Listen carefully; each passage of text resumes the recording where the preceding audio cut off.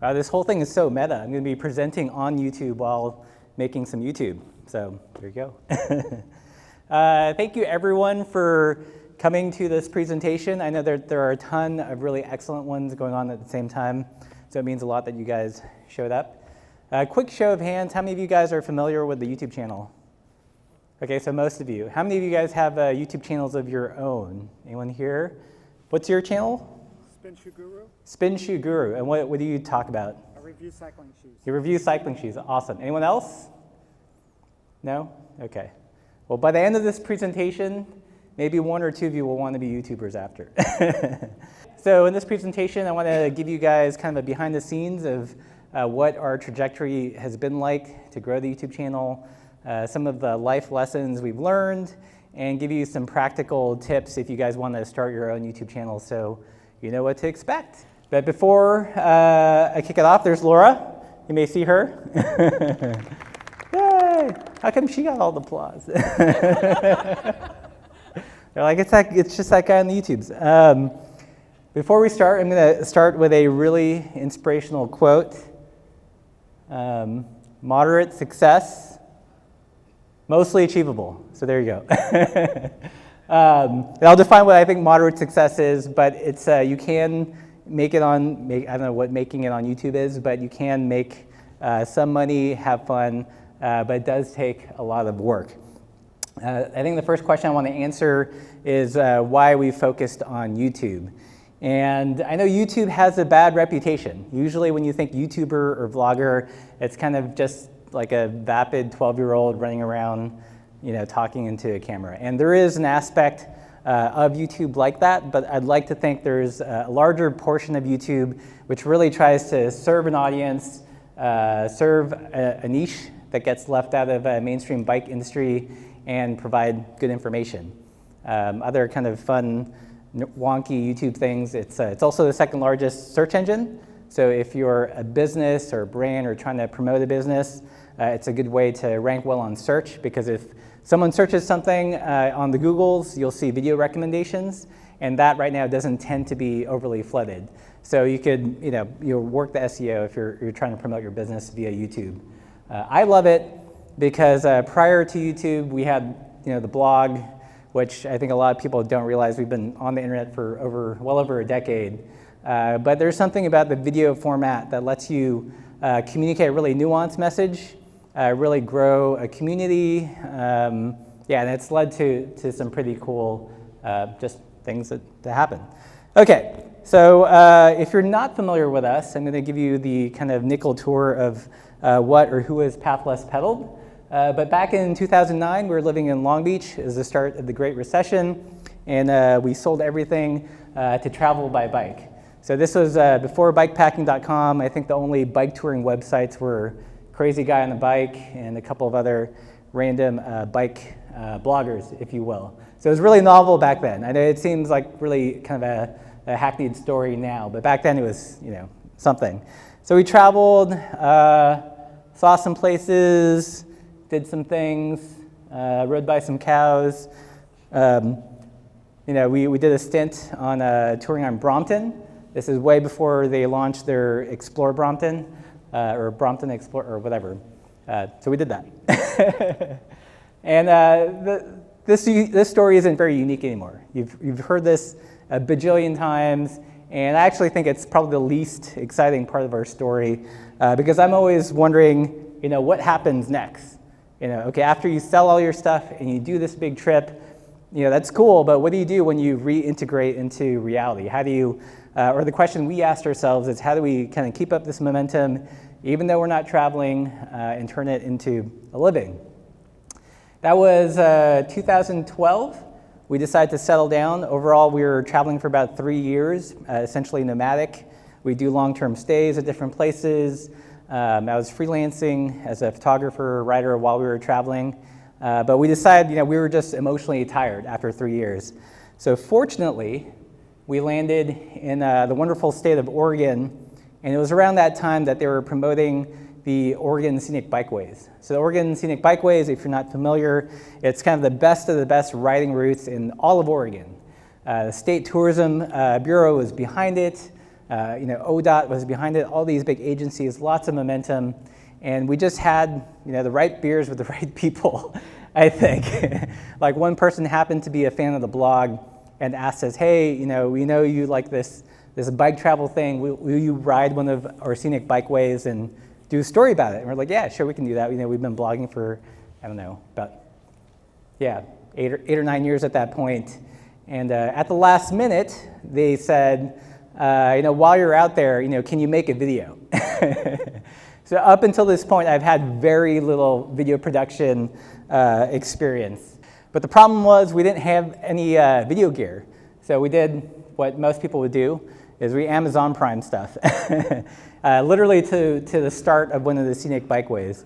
So if you look really closely at the first bikeway video I'm going to show you, you can see the box I was carrying around for the slider because I didn't know if I really wanted to keep it. But we said yes, and this is the first video that we did. Some people say there's nothing out in Eastern Oregon. They say it's just some rocks and old roads that no one drives on anymore. They say time slows down out there, as if that's a bad thing. We say an empty road is the best kind of road. And there's no point in rushing a good thing. Oregon has some of the most beautiful places in the nation for biking. And it's also one of the most bike-friendly states. That's why it's the first state in the country to have official scenic bikeways. The Old West Scenic Bikeway is a 174-mile loop in Eastern Oregon that begins in John Day. It winds through forests along the John Day River, down a thrilling descent into the town of Monument, and alongside the geologic wonders of the John Day fossil beds. So if you're looking for a real adventure and want to meet the folks and places that make Oregon great, load up your bicycle and pedal this way.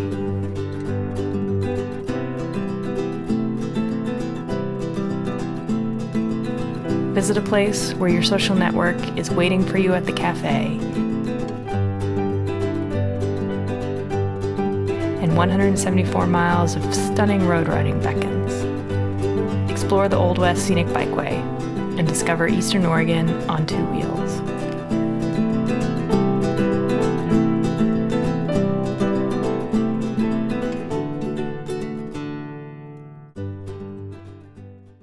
Yeah, so that was our first produced video, which I thought was pretty good, right? From having like zero to little experience to doing that.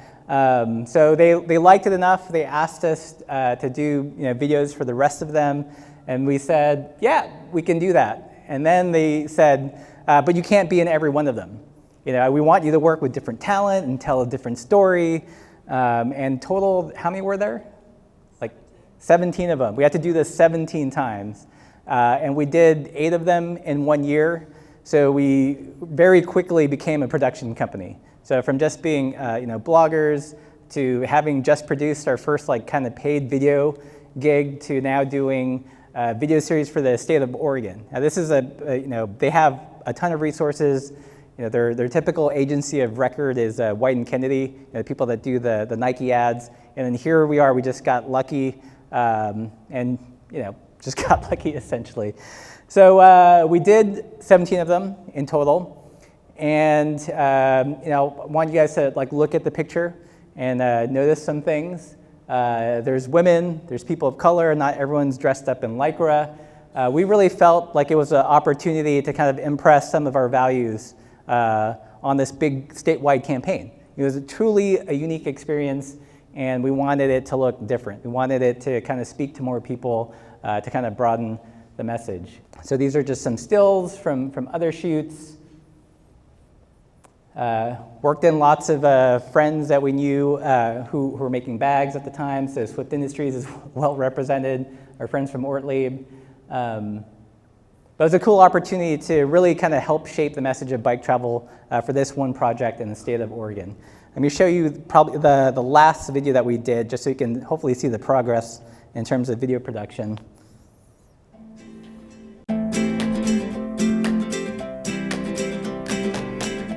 In southeastern Oregon, there's still room to roam. It's where the open range meets the open road, and where desert, lakes, and mountains sweep across the horizon. Explore breathtakingly remote landscapes on the Oregon Outback Scenic Bikeway. Oregon has some of the most beautiful places in the nation for biking, and it's also one of the most bike-friendly states. That's why it's the first state in the country to have official scenic bikeways. The Oregon Outback Scenic Bikeway is a 90-mile paved road route deep in the rugged landscape of southeastern Oregon. It's anchored by the town of Lakeview and connects the small communities of Plush and Adel. It traverses rocky, high desert terrain in the shadow of the Hart and Warner Mountains. It passes shallow lakes and marshes that attract birds and wildlife, narrow canyons, and the unexpected Deep Creek Falls. If your idea of getting out there means really getting out there, then ride into the remote places on the Oregon Outback Scenic Bikeway. So it was a pretty sweet gig, but like all good things, it came to an end. They kind of wrapped up their bikeway promotion. We were talking to other states, but they weren't quite at the same level to invest. So we were left with the choice of having to do something else. And that's when we started to consider YouTube. And we were making this a big leap from client work, working previously with Travel Oregon and other destinations to this. This was is the cycling landscape in YouTube. And what's interesting is, client work, it paid really well. It was glamorous to some extent, but it was really stressful. And what was appealing about YouTube is that, I could make it from our living room. It could just be Laura and I. We wouldn't have to deal with talent and these big productions that made things really stressful. But at the cost of it not paying very well. So this was, when we decided to make the leap, it was about 2000, or when did you start working for ACA? 2017. Laura started working with Adventure Cycling. We were moving to Missoula, Montana. She would be the sole income, and I had to somehow make up my end of the household. So I was like, I'm going to jump all in on YouTube. And when I looked at the landscape, it was mostly, GCN was the largest, is the largest kind of cycling channel. I think Road CC was getting into it, Bike Radar, but still pretty kind of performance focused, and didn't really kind of tackle the type of cycling that we showed you in these previous videos. So we wanted to do it different in a lot of ways in terms of the type of cycling we were going to talk about, how we were going to talk about it, and how we were going to fund it.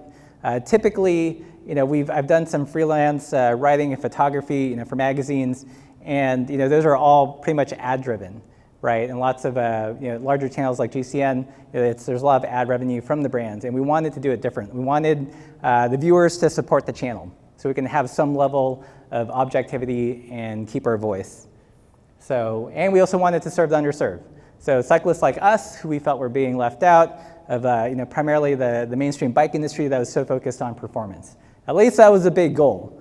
But in order to do that, I had to shift from behind the camera to in front of the camera, and it was kind of a rocky start. So I'm going to show you guys kind of a cringe-worthy kind of compilation of videos of when I decided to do the YouTube thing, but had to work on some skills. So apologies. Hey there everyone, it's Russ from Path Less Pedaled, and in this video I'm going to show you how to break away from the tyranny of bungees. Tyranny of bungees, people. We also used to have a bumper that we got rid of. Hey there everyone, it's Russ from Path Less Pedaled, and in this video we're going to take a look at a belt with a super unique feature. You can clip it on almost anything.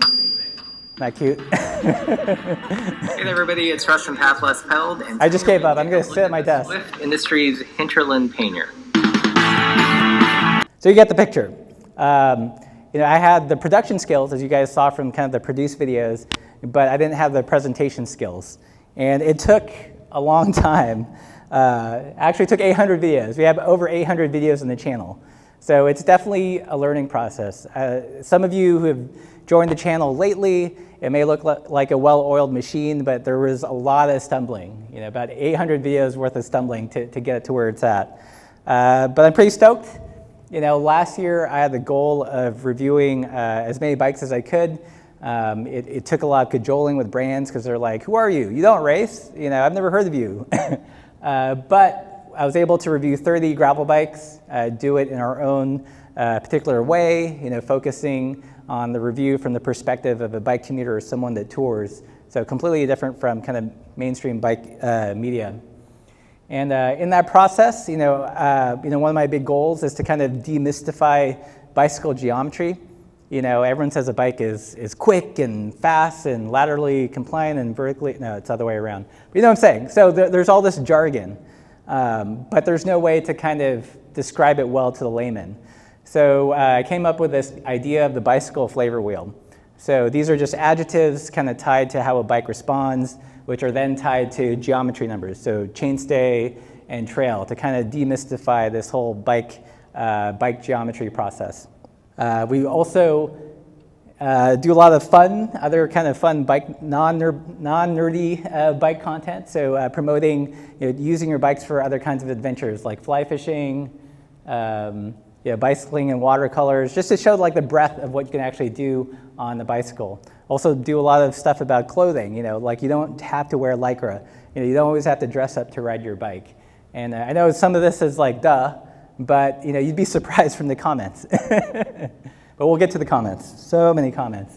And we also use the platform as an opportunity to kind of highlight and elevate other people that we really respect.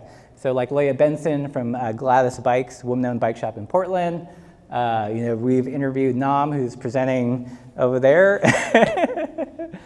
talking about race and gender in bicycling.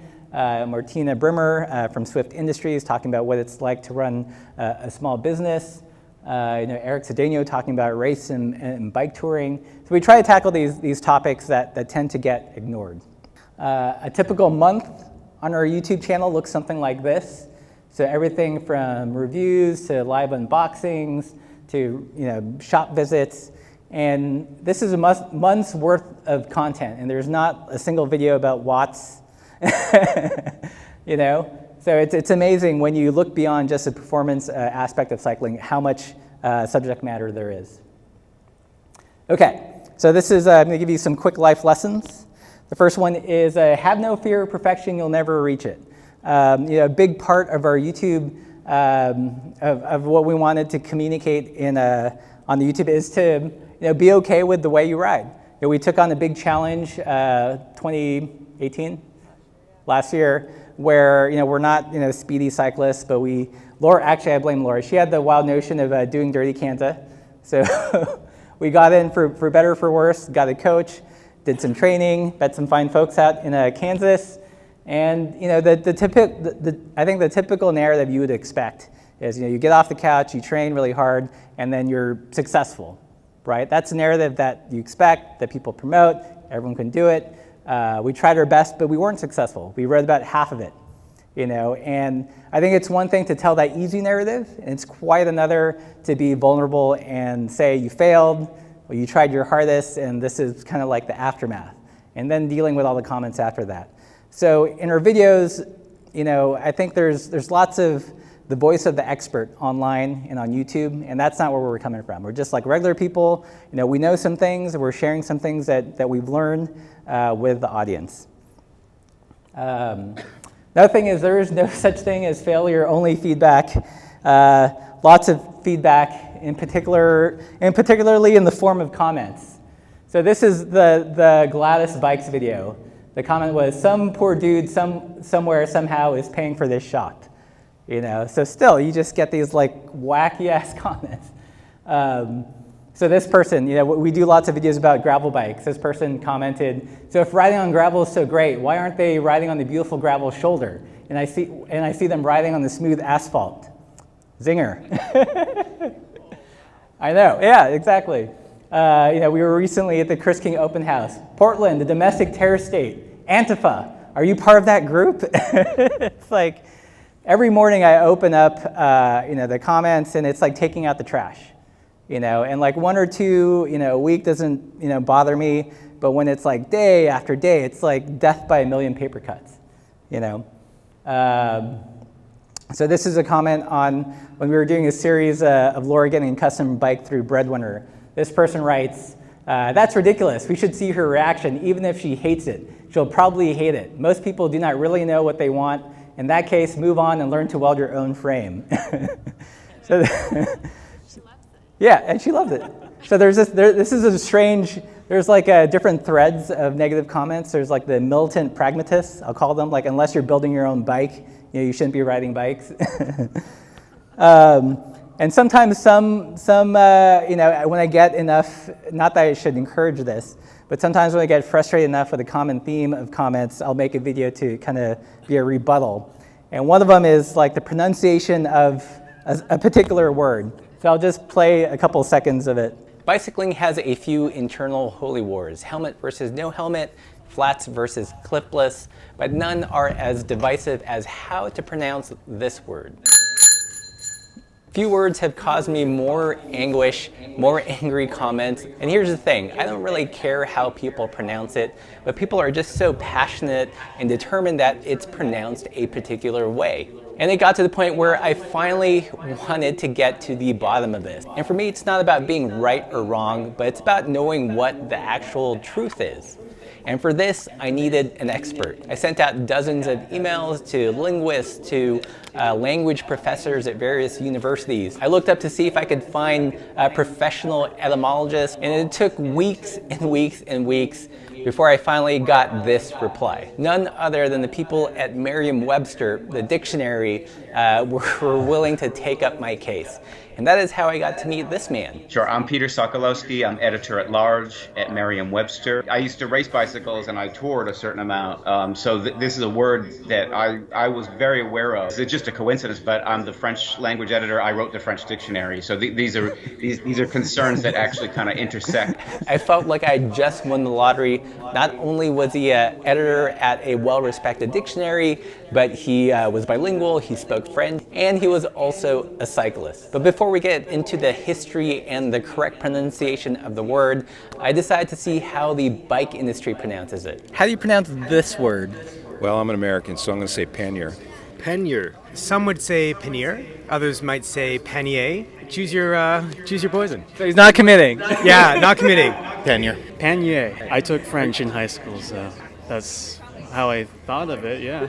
We're going to find out. If everybody knows what you're talking about, then you can say it pannier, panier, panois. No, I don't say that word. I don't say it in public. I don't say it to people. I don't say it anywhere. I'm going to go with pannier. Okay. I've said it that way for a long time, so I hope that's right-ish. Pannier. Pannier. Oh, pannier. Pannier. Are you sure?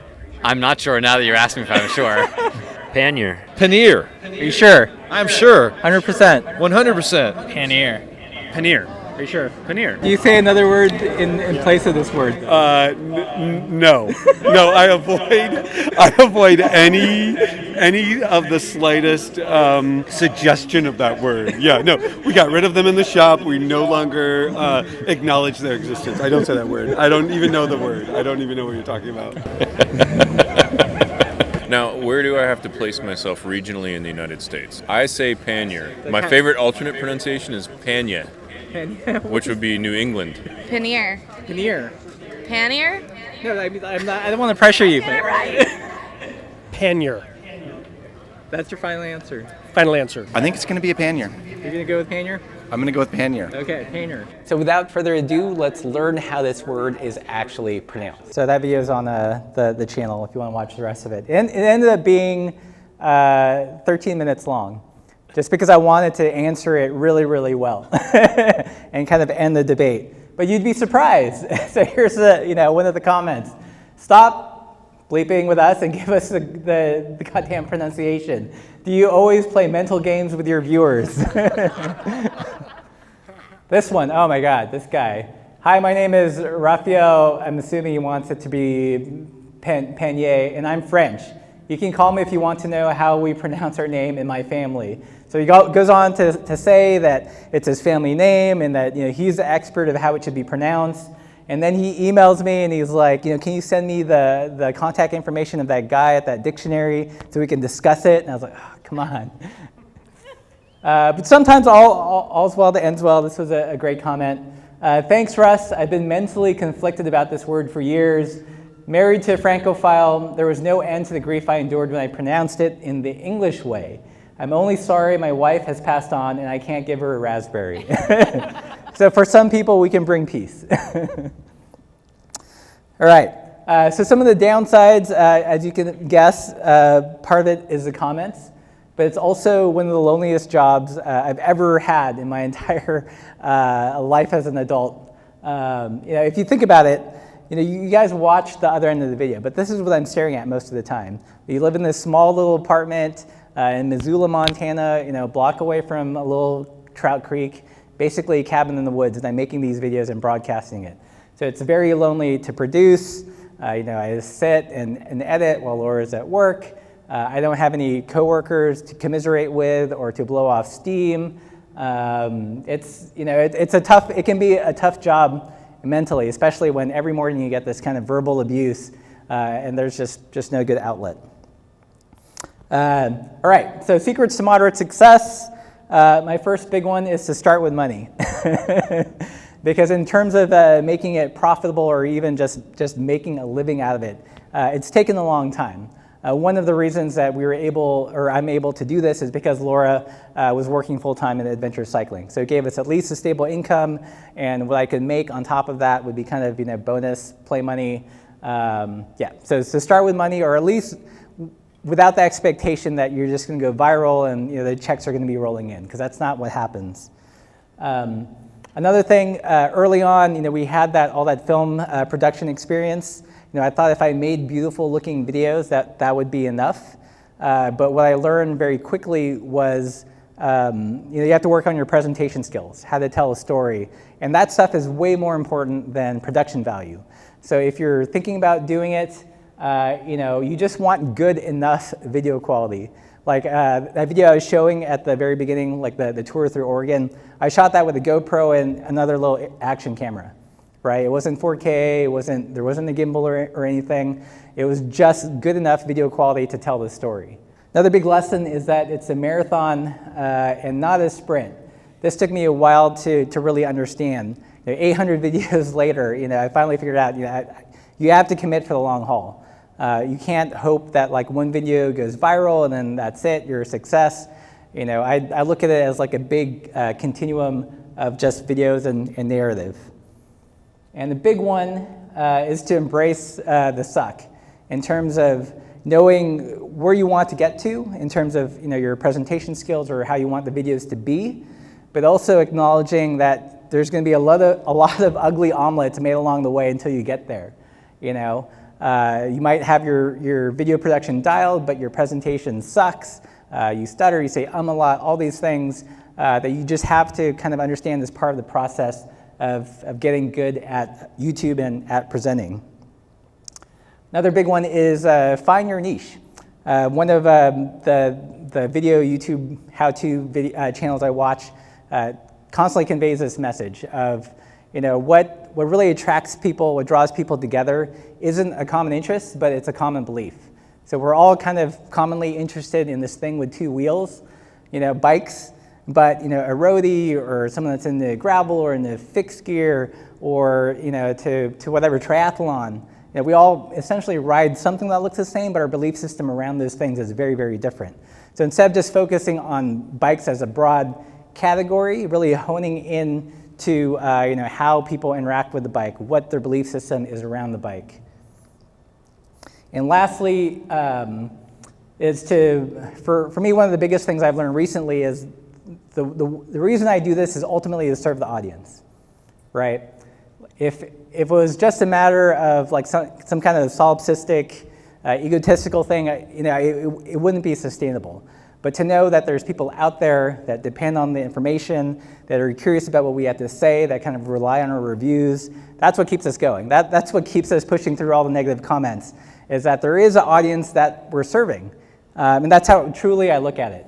Like one image that comes to mind is Tron. I fight for the user. So in some ways, in my head, I have the vision of who our viewer is. It's someone that loves bikes, that's super passionate, but also at the same time feels left behind by the bike industry, that doesn't associate themselves with kind of mainstream bicycling media. And they don't have a voice, and that's kind of the people that we're speaking to. So whenever I create a video, I think of the end user and try to be an advocate for them. And lastly, that led us to the development of this goofy hashtag, the supple life. And the whole idea is developing a community around your channel.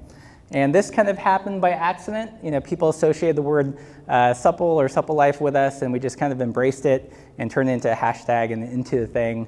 And it's been kind of a rallying cry. We've been holding meetups and pop-up events, and people have been showing up that totally associate with being a supple cyclist. If you're not familiar, supple, it does refer to attire in terms of vertical compliance, but also in terms of how you approach bikes in life. You're not so rigid. You don't pigeonhole yourself into just one type of cycling. You're malleable. You have lots of other interests. And ultimately, this is what we want to focus on in the future, and what I think will grow the channel is really harnessing the strength of the community, coming out to events like this and hosting other events to get other like-minded people together. And that's all I have for this. I didn't want to make it too long so that there's plenty of time for questions, technical or otherwise. So I'll turn it over to you guys. So if you guys aren't familiar, we used to host a relatively long-running series called Bikes and Bourbon, where it was part bourbon review and part just bullshitting about bikes with my neighbor Toffer.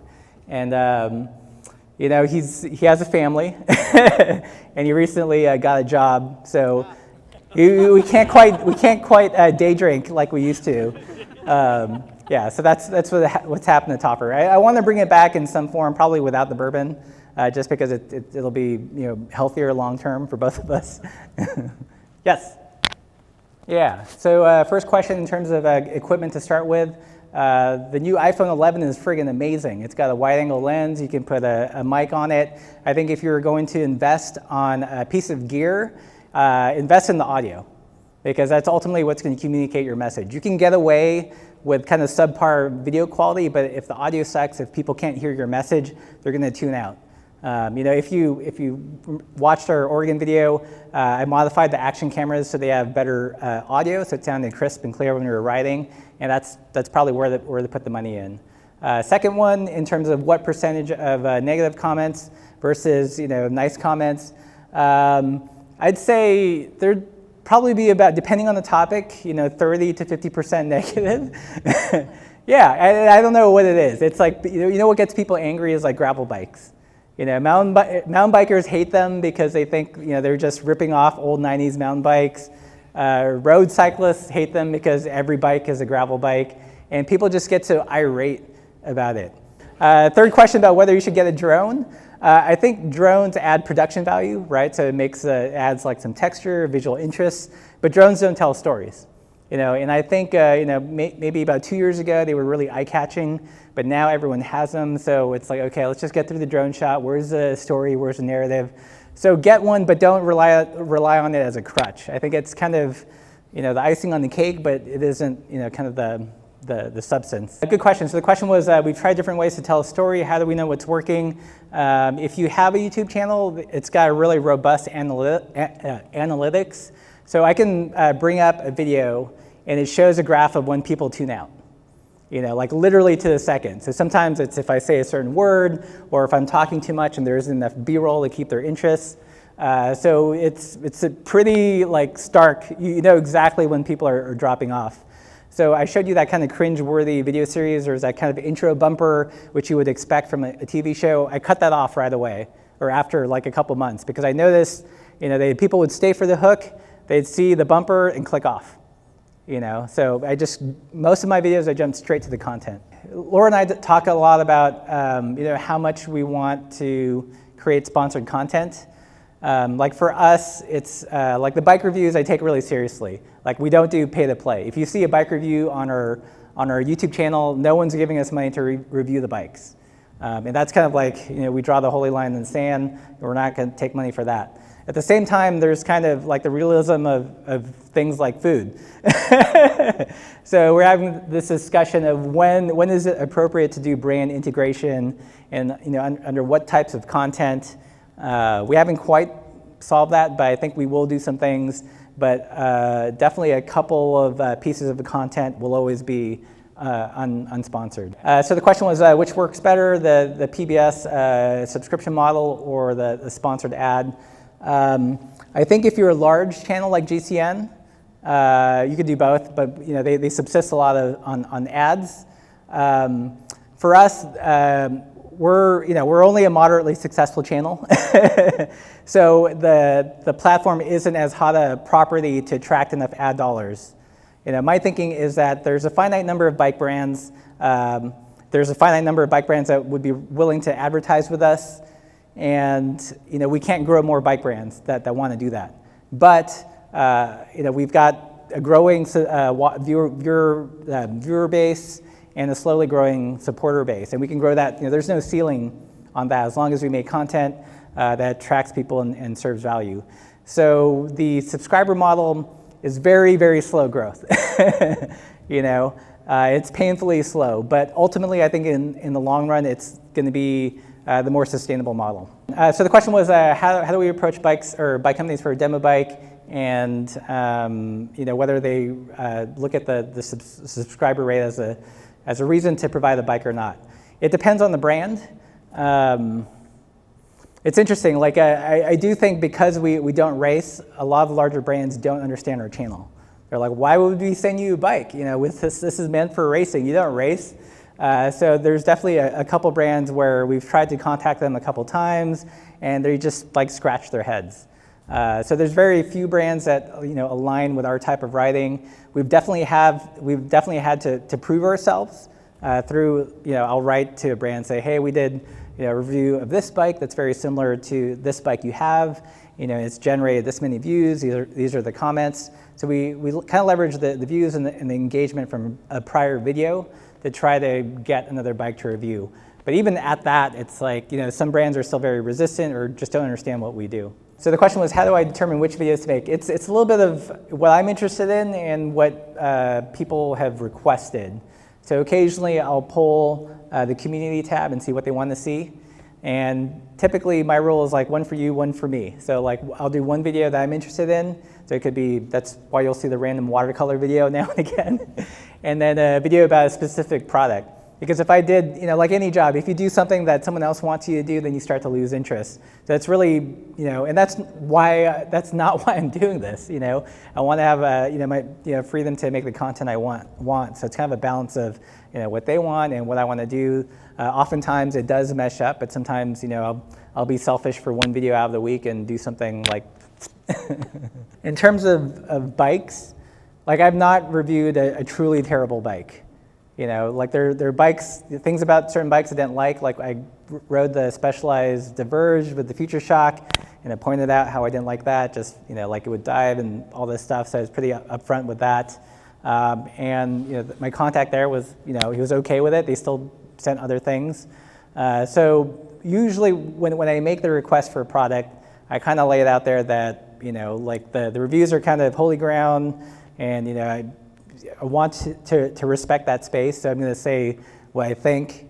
But there hasn't been a truly awful bike, except for the Aventon. Like I pointed out, like the quick release, the dropouts weren't square or wouldn't line up, and I had to jam the wheel in there.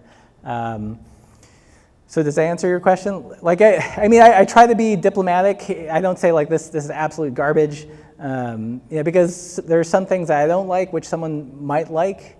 I prefer kind of a quicker geometry. Laura likes something a little bit more stable, so I'm not going to trash it just because I personally don't like the geometry, because someone else might. It's also kind of biased insofar as, if there's a product that I know I'm absolutely going to hate, I'm not going to ask to review that product. Just because, I try to make 2 or 3 videos a week, and, it's, like, why waste my time, devoting it to making something that's gonna be just a terrible experience. In that case, I did, like, what I felt about the bike was what I said. I did like it. It was fun. It was more stable, definitely more stable than a Brompton.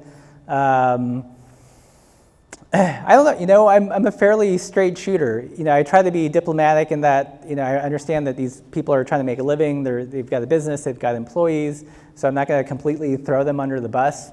But if it's a real, like, thorn in my side, then I'll highlight it. So just to give you perspective, when we moved to Missoula in 2017, in terms of AdSense, the channel was making how much a month? $200 a month on AdSense. It is now, and we were at 8,000 subscribers, okay? It's 2019, we just ticked over 58,000, and this past month was the first time the AdSense made over 2K. So you could look at that as successful if you're like a college student. If you're a mid-40s adult that, needs to pay for insurance and life, then not very successful, right? So it's been a very slow growth in terms of just subscribers and also the monetary side. We've been able to kind of create other streams of income.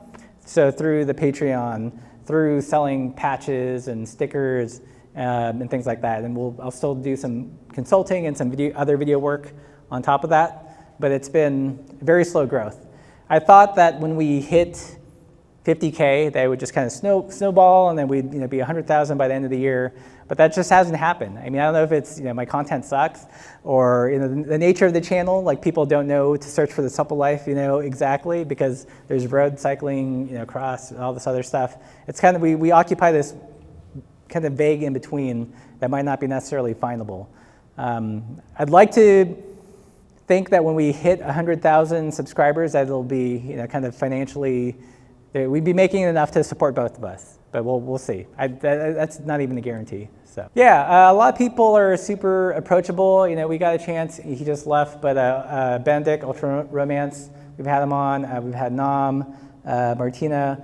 A lot of it is from prior relationships. I mean, we've been doing the bike blogging since like 2009, so we've just been around long enough to kind of know people.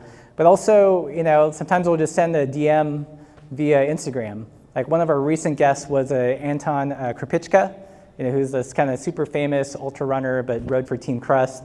I know he bought a patch from us, so I just DM'd him and said, hey, I don't know if you're running or biking or whatever, but can you be on the show? And he said, yeah, and he brings a lot of people with him.